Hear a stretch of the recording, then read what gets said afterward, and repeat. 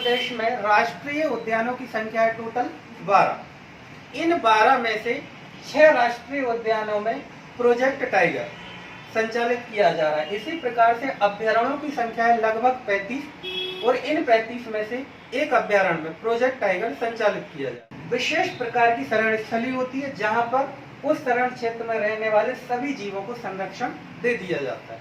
ठीक है, इसके साथ साथ एक चीज और याद रखना कि जो राष्ट्रीय उद्यान होते हैं यहाँ पर मानवीय गतिविधियां पूर्ण तरीके से प्रतिबंधित होती है।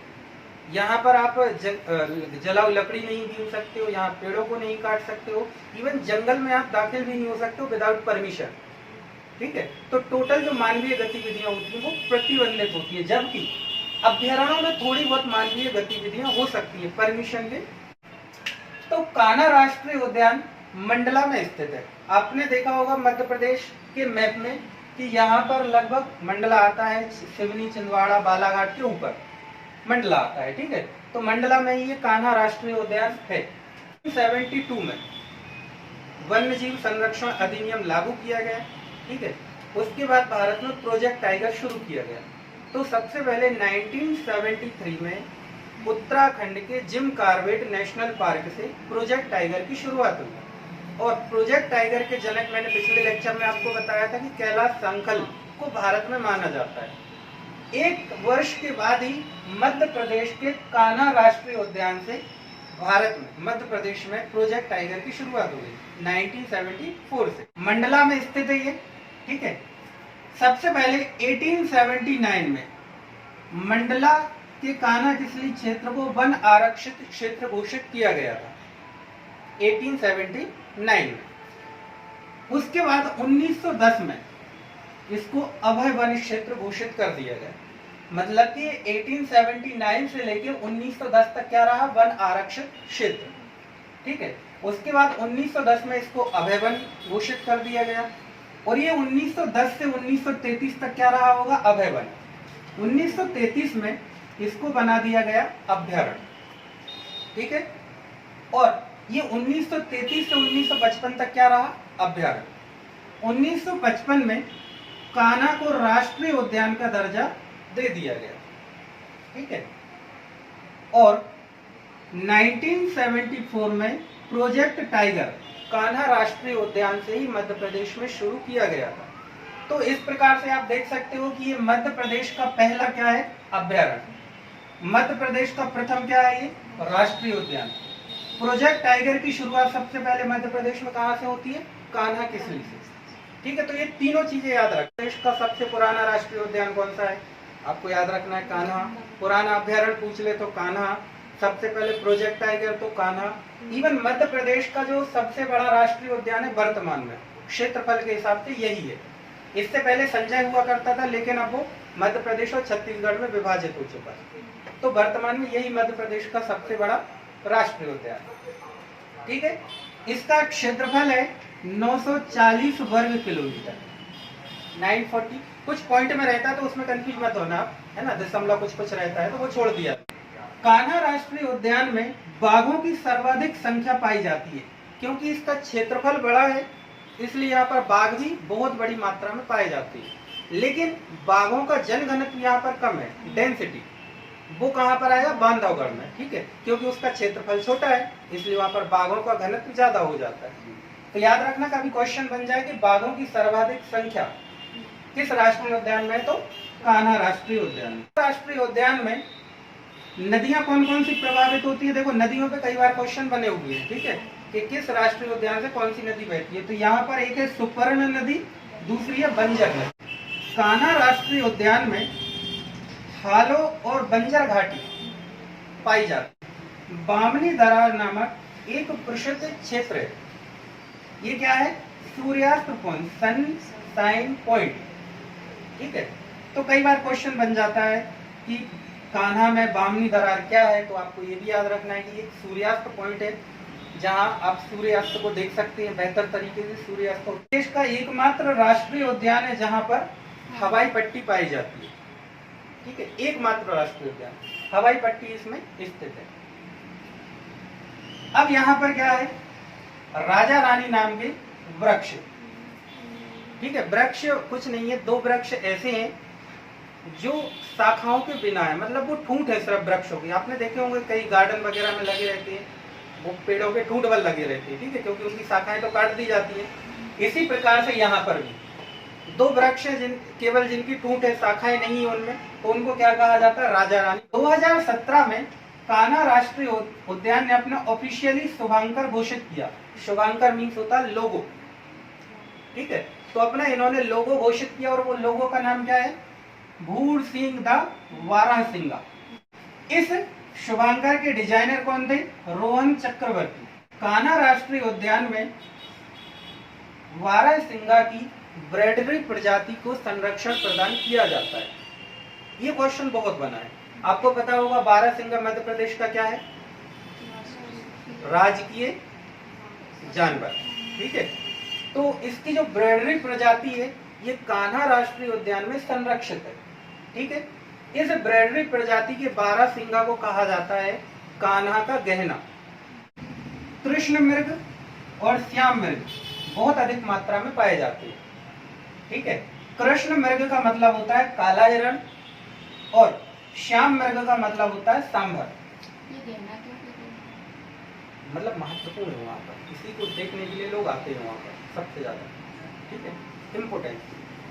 आपको सोना वगैरह का गहना होता है तो क्यों महत्वपूर्ण माना जाता है? क्योंकि वो महंगी लाती है ना। इसी प्रकार से ये एक तो क्या है, ये यही पाई जाती है सिर्फ मध्य प्रदेश में, इसके अलावा ये विलुप्त होने की कगार पे लगभग, ठीक है। इसके अलावा यहाँ पर एक श्रवण ताल नाम का पौराणिक तालाब पाया जाता है। एनिमल इन सेंट्रल इंडिया किताब लिखी थी ब्रांडेर ने, और इस किताब में उल्लेख किया था किसका? बंजर घाटी का। जॉर्ज स्कॉलर नाम के बहुत बड़े विशेषज्ञ वन्यजीव थे, ये वन्यजीव विशेषज्ञ थे। तो इन्होंने वन्यजीव के क्षेत्र में मंडला राष्ट्रीय उद्यान में काम किया था। यहाँ पे भी कई बार क्वेश्चन बन जाते हैं किस वन्यजीव अभ्यारण्य में इन्होंने काम किया था, ठीक है। तो ये भी आपको याद रखना। तो ये लप्सी नामक शिकारी की जो प्रतिमा है वो स्थापित कहाँ पर की गई है? श्रवण ताल में। और श्रवण ताल कहाँ पर है? कान्हा राष्ट्रीय उद्यान के बीचों बीच स्थित है, मंडला में आता है। कान्हा राष्ट्रीय उद्यान के बीचों बीच बैगा जनजाति निवास करती है। बैगा जनजाति को भारतीय उपमहाद्वीप की सबसे प्राचीनतम जनजाति माना जाता है, ठीक है। इसी के साथ साथ एक बैगा जनजाति के व्यक्ति हुए थे, उनका नाम था मंगलू। याद रखना, मंगलू था इनका नाम, है ना। तो मंगलू के नाम पर कान्हा राष्ट्रीय उद्यान में एक सड़क भी बनाई गई। विश्व बैंक की सहायता से पार्क इंटरप्रिटेशन योजना किस राष्ट्रीय उद्यान में संचालित की जा रही है? इस पे कई बार क्वेश्चन बन जाते हैं, तो ये भी आपको याद रखना है। नौरादही अभ्यारण्य का नाम सुना है सागर में? तो नौरादही अभ्यारण्य में यहाँ से जीवों का वो विस्थापन किया गया है, पुनर्वास, ठीक है। मतलब यहाँ से ले जाके नौरादही अभ्यारण्य में तो छोड़ दिए गए। इसकी स्थापना की गई होगी, यह क्षेत्र इसको घोषित किया होगा। स्थापना की गई थी इसकी 1968 में। इसे टाइगर प्रोजेक्ट में शामिल किया गया था 1993, 1994 में, ठीक है। इसके अलावा इसका जो क्षेत्रफल है इसका 437 वर्ग किलोमीटर, ठीक है। इसके चारों तरफ 32 पहाड़ियां पाई जाती हैं, इसीलिए इसको कहा जाता है कौन सा राष्ट्रीय उद्यान है जो 32 पहाड़ियों से घिरा हुआ है। तो ये भी आपको याद रखना है। इसके साथ साथ इसमें एक प्रसिद्ध बांधवगढ़ का किला है।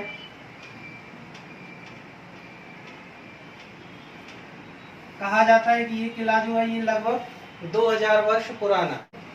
बहुत क्वेश्चन बनते हैं, याद रखना, नदियों के ऊपर कि किस राष्ट्रीय उद्यान से होकर कौन सी नदी गुजरती है। तो बांधवगढ़ राष्ट्रीय उद्यान से होकर गुजरती है चरण गंगा नदी, ठीक। इसके साथ साथ यह राष्ट्रीय उद्यान एक तो फेमस रहा है अपने सफेद शेरों के लिए, ठीक है। दूसरा बंगाल टाइगर के लिए।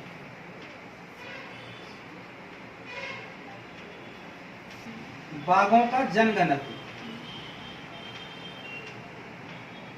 डेंसिटी इसकी यहाँ पर बाघों की सर्वाधिक है। ठीक है। क्या होता है, आपको अगर कभी क्वेश्चन आ जाता है कि मध्य प्रदेश में सर्वाधिक बाघ किस राष्ट्रीय उद्यान में पाए जाते हैं, तो कान्हा किसली, है ना। बाघों का सर्वाधिक घनत्व किस राष्ट्रीय उद्यान में पाया जाता है, तो बांधवगढ़ में।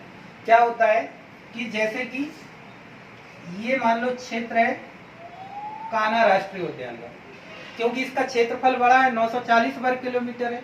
तो अगर यहाँ पर 4 बाघ हैं तो वो एक यहाँ पर होगा, एक यहाँ पर, एक यहाँ पर और एक यहाँ पर, मतलब दूर दूर है वो, ठीक है। लेकिन आपको बताया कि बांधवगढ़ का जो क्षेत्र है ये है थोड़ा छोटा, तो यहाँ पर जब 4 बाघ होंगे तो वो थोड़े से पास पास होंगे, इनका जनघनत्व निकट होगा, है ना। तो सर्वाधिक जनघनत्व वाला जब भी आता है क्वेश्चन तो बांधवगढ़, और सर्वाधिक बाघ आता है तो कान्हा किसली। एक तो नाम था इसका चार्जर, ये क्या था, नर बाघ था, है ना। और इसी के नाम पर बांधवगढ़ में क्या बनाया गया है, चार्जर पॉइंट।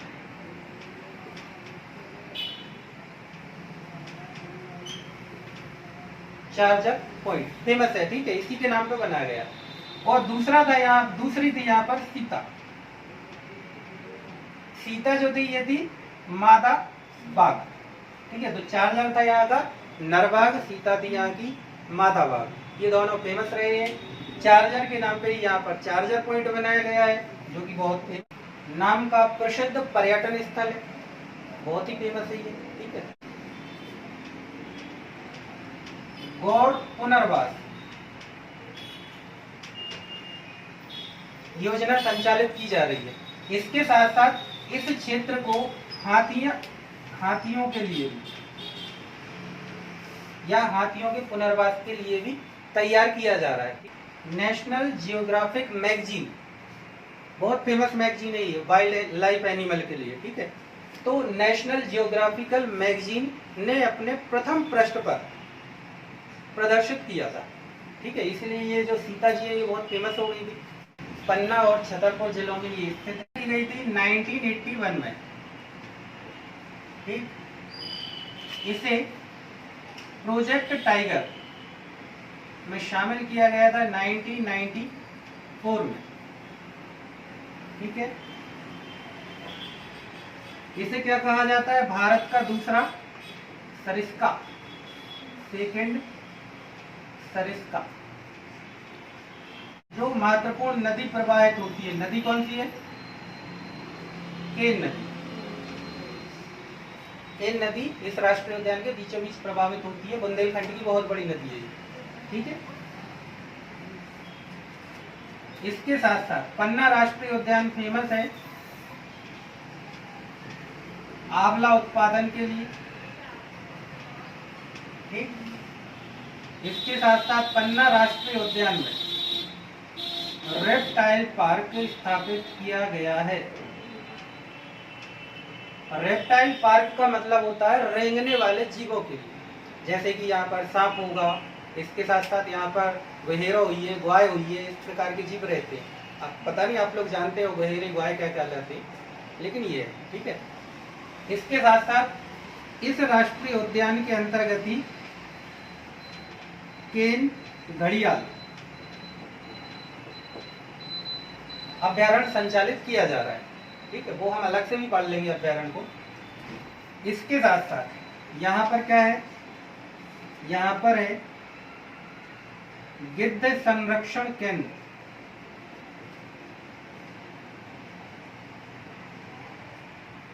गिद्ध जो है ये विलुप्त होती प्रजाति है, ठीक है। इनको संरक्षण प्रदान किया जा रहा है पन्ना राष्ट्रीय उद्यान में।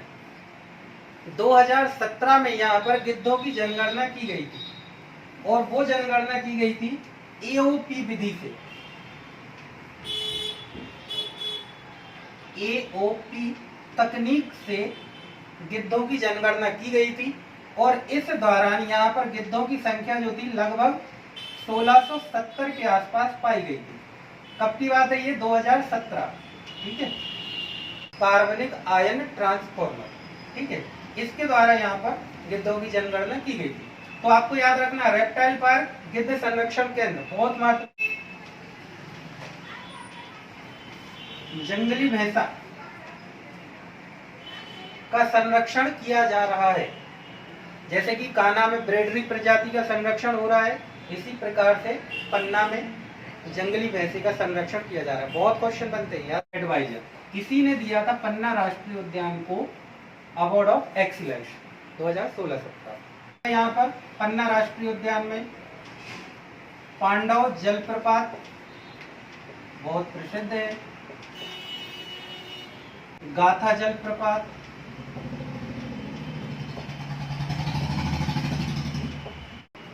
पर्यावरण समन्वय एवं संगठन बोर्ड भोपाल, क्योंकि इसका हेडक्वार्टर भोपाल में, तो इसकी एक शाखा जो है वो यहाँ पर भी स्वीकृत है।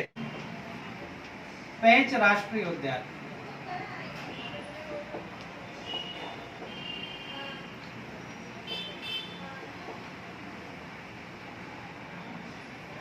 ये कहाँ पर है?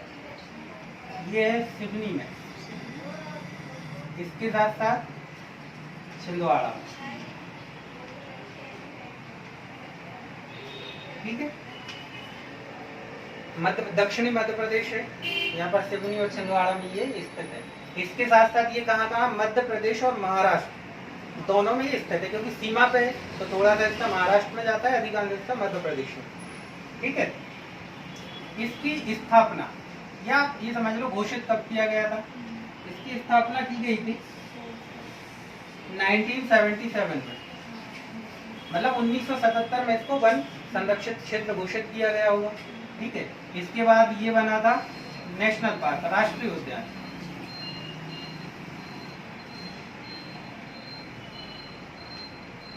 राष्ट्रीय उद्यान इसे घोषित किया गया था 1983 में, और टाइगर प्रोजेक्ट इसमें शामिल किया गया था 1992 में, 1992 में ये प्रोजेक्ट टाइगर में शामिल हुआ, ठीक है। ये बेसिकली उस समय देश का 19वां प्रोजेक्ट टाइगर वाला राष्ट्रीय उद्यान बना था 1992 में, ठीक है। कोई जरूरी नहीं इसको याद रखने की।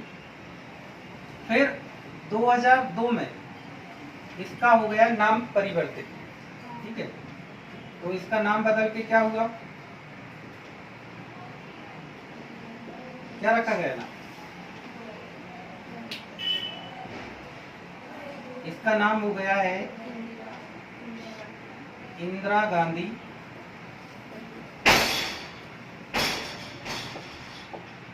प्रियदर्शनी राष्ट्रीय उद्यान, ठीक। 2002 में इसका नाम बदला गया था इंदिरा गांधी प्रियदर्शनी राष्ट्रीय उद्यान एवं पेंच मोगली राष्ट्रीय उद्यान भी कर दिया गया, ठीक। यहाँ पर क्या है कि मोगली लैंड की गई स्थापना, ठीक है। मोगली लैंड स्थापित हुआ और यहाँ पर 2004 से क्या मनाया जाने लगा? मोगली उत्सव। याद रखना, यहाँ 2004 से मनाया जा रहा है मोगली उत्सव, है ना। पहले एक वो आता था सीरियल, चड्डी पहन के फूल खिलाए, है ना? वो नहीं देखा आप लोगों ने यूट्यूब वगैरह? क्या देखा? तो बचपन जिया ही नहीं मतलब आप लोगों ने, है? जंगल बुक करके एक सीरियल आता था, उसमें रहता था एक लड़का, वो जंगल में छूट जाता था, उसको जानवर पालते थे, इस प्रकार। बिल्कुल उसी पे आ रहा था। एक बहुत बड़े राइटर हुए, उनका नाम था रुडयार्ड किपलिंग। इन्होंने एक फेमस किताब लिखी है, किताब का नाम है the jungle book. The jungle book लिखी गई है किसके ऊपर? पेंच राष्ट्रीय उद्यान के ऊपर। इसके अलावा यहाँ पर नदी कौन सी है? यहाँ पर पेंच नदी प्रवाहित होती है, ठीक है। उत्तर से दक्षिण की ओर ये प्रवाहित होती है। तोतला डोह, ये बहुत प्रसिद्ध बांध है इस नदी के ऊपर, ठीक है, तोतला डोह। यहाँ से NH-44, ठीक है, 44वां नेशनल हाईवे गुजरता है पेंच राष्ट्रीय उद्यान से। वो NH-3 यहाँ से नहीं गुजरता, वो गुजरता है माधव। अगर आप देख रहे होंगे तो ये पड़ता है यहाँ पर हमारा पेंच राष्ट्रीय उद्यान दक्षिण में। कान्हा भी पड़ता है यहीं पर, अभी मैं आपको बता चुका हूँ। इसके साथ साथ पन्ना राष्ट्रीय उद्यान यहाँ पर बताया था, और एक कौन सा बताया था? बांधवगढ़। बांधवगढ़ पड़ता है यहाँ उमरिया। सीधी सिंगरौली वाले यहाँ जिला पड़ते हैं। और यहाँ पर है संजय गांधी राष्ट्रीय उद्यान, मध्य प्रदेश के उत्तर पूर्वी क्षेत्र में। ठीक है, ये मध्य प्रदेश और छत्तीसगढ़ दोनों में फैला हुआ है। संजय गांधी राष्ट्रीय उद्यान,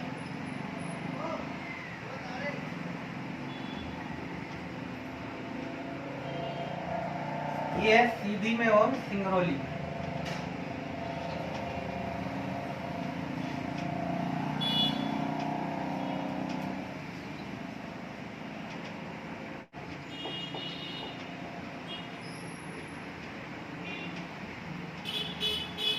इसे प्रोजेक्ट टाइगर में शामिल किया गया था 1992 में।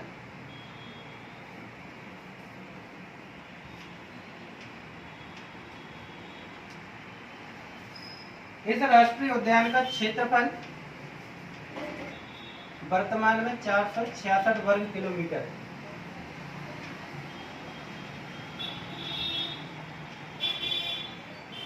ठीक है, इसके अलावा यहाँ पर जो वन पाए जाते हैं, जितने भी इस राष्ट्रीय उद्यान में वन पाए जाते हैं, उनमें 80% जो पेड़ होते हैं वो साल के वृक्ष पाए जाते हैं। यहाँ पर 20% जो है वो मिश्रित वन है। ठीक है, यहाँ पर प्रमुख जो नदियां बहती हैं, कौन सी नदियां हो सकती हैं यहाँ पर? Any guess? यहाँ पर एक है सोन नदी, गोपद नदी, बनास। ठीक है, मुख्य रूप से सोन नदी है यहाँ पर, और एक नदी और है उसका नाम है कोरमार। तो ये इस राष्ट्रीय उद्यान की प्रमुख नदियां हैं। भुईमाड़ गुफा फेमस है। ठीक है, इस भुईमाड़ गुफा के अलावा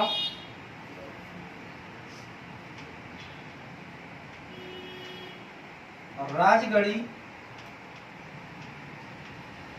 गिद्धा पहाड़, ये भी यहाँ पर फेमस है। कई बार क्वेश्चन बनते हैं यहाँ पर कि ये क्षेत्र कहाँ पर है। इसके साथ साथ यहाँ पर खोंगा मंदिर इस राष्ट्रीय उद्यान के अंतर्गत,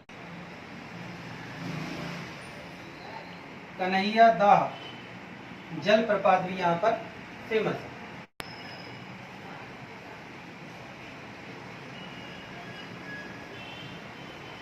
मोहन नाम का एक सफेद शेर था, उसे रीवा के तत्कालीन महाराजा मार्तंड सिंह ने पकड़ा था।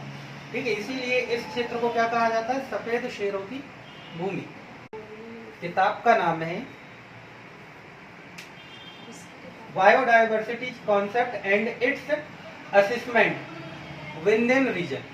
इसमें क्या है कि यहाँ पर जैव विविधता बहुत ज्यादा पाई जाती थी, तो उस जैव विविधता की चर्चा की। राष्ट्रीय उद्यान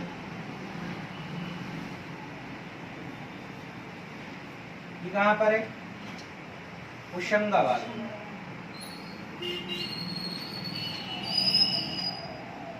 ठीक है, होशंगाबाद में ये स्थित है। इसकी स्थापना की गई थी 1981 में। 1981 इसको प्रोजेक्ट टाइगर में शामिल किया गया था 1999। इसका जो क्षेत्रफल है इसका 528 वर्ग किलोमीटर। ठीक, सर्वाधिक मात्रा में पाए जाते हैं। कृष्ण मृग मतलब काला हिरण। जैसे कि कान्हा राष्ट्रीय उद्यान में सर्वाधिक बाघ पाए जाते हैं, इसी प्रकार से यहाँ पर सर्वाधिक काले हिरण पाए जाते हैं, कृष्ण मृग। ठीक है, इसके अलावा यह पक्षियों के लिए भी फेमस है। यहाँ पर मुख्य रूप से इंडियन बाइसन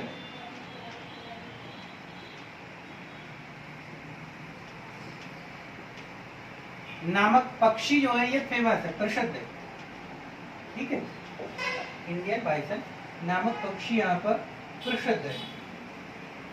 इसके अलावा यहाँ पर कौन कौन सी नदियां हो सकती हैं? देनवा नदी, ठीक है। तो ये दो फेमस नदियां हैं और जहां पर ये दोनों नदियों का क्या होता है, संगम, जहां पर भी इनका संगम होता होगा वहां पर एक फेमस स्थल है जिसका नाम है मढ़ई। ये बहुत ही प्रसिद्ध पर्यटन स्थल है यहाँ का, ठीक है।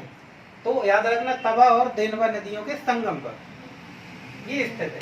इसके अलावा यहाँ पर और क्या है, इसके अलावा यहाँ पर पचमढ़ी प्रसिद्ध पर्यटन स्थल है मध्य प्रदेश का, वो इसी के अंतर्गत आता है, ठीक है। यहीं पर क्या है, इसी राष्ट्रीय उद्यान में धूपगढ़। धूपगढ़ की ऊंचाई कितनी है, 1350 मीटर, ठीक है।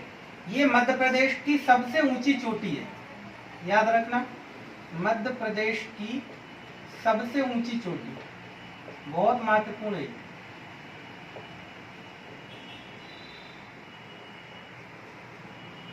ठीक, धूपगढ़। इसके अलावा पचमढ़ी को क्या कहा जाता है, पचमढ़ी को कहा जाता है सतपुड़ा की रानी। मध्य प्रदेश का कश्मीर, ठीक है, पचमढ़ी को ही कहा जाता है। हम अलग से जब पर्यटन क्षेत्र पढ़ेंगे, पर्यटन स्थल, तो उसमें पचमढ़ी की बहुत डिटेल में बात करेंगे। यहाँ पर बहुत सारे जलप्रपात पाए जाते हैं, ठीक है, अप्सरा वगैरह जलप्रपात है, फेमस है। 1999 में पचमढ़ी को घोषित किया गया था बायोस्फीयर,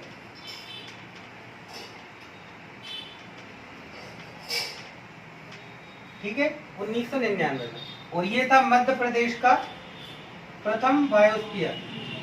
मध्य प्रदेश में टोटल 3 बायोस्फीयर है, जैव मंडल है, उनमें से पहला था पचमढ़ी। एक चीज याद और रखना है कि यहाँ पर बहुत ज्यादा जैव विविधता पाई जाती है जंगल पेड़ पौधों के बीच में। यहाँ पर उष्ण कटिबंधीय पर्णपाती वन, शुष्क पर्णपाती वन, आर्द्र पर्णपाती वन, सभी प्रकार के वन पाए जाते हैं। और यहाँ पर जो सागौन है, बहुत ही उच्च क्वालिटी का सागौन प्राप्त होता है इस बार पूरे क्षेत्र। अभ्यारण्य के अंतर्गत आप यहाँ पर देख रहे होंगे 35 अभ्यारण्य है, उनमें से एक में प्रोजेक्ट टाइगर संचालित होता है। ये रातापानी अभ्यारण्य रायसेन में आता है, भोपाल के निकट ही। रातापानी अभ्यारण्य रायसेन,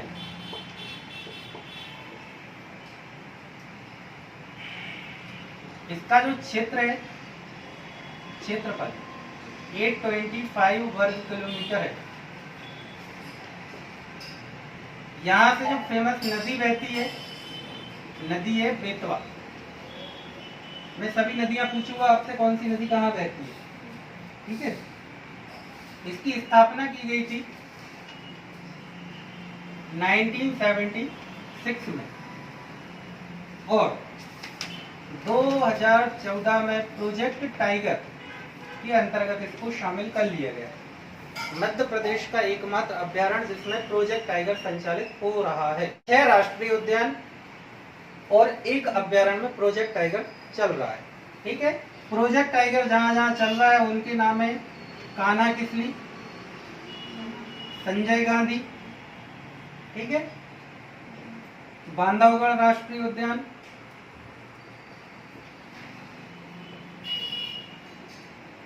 पन्ना नेशनल पार्क, रातापानी अभ्यारण्य, सतपुड़ा नेशनल पार्क और पेंच राष्ट्रीय उद्यान, ठीक है। तो ये मध्य प्रदेश की 6 राष्ट्रीय उद्यान और 1 अभ्यारण्य है जहां पर प्रोजेक्ट टाइगर संचालित हो रहा है, ठीक है। बाकी के आपके रह गए यहाँ पर 6 राष्ट्रीय उद्यान, को मैं आपको कल कराऊंगा। 6 राष्ट्रीय उद्यान और अभ्यारण्य पूरे कराऊंगा और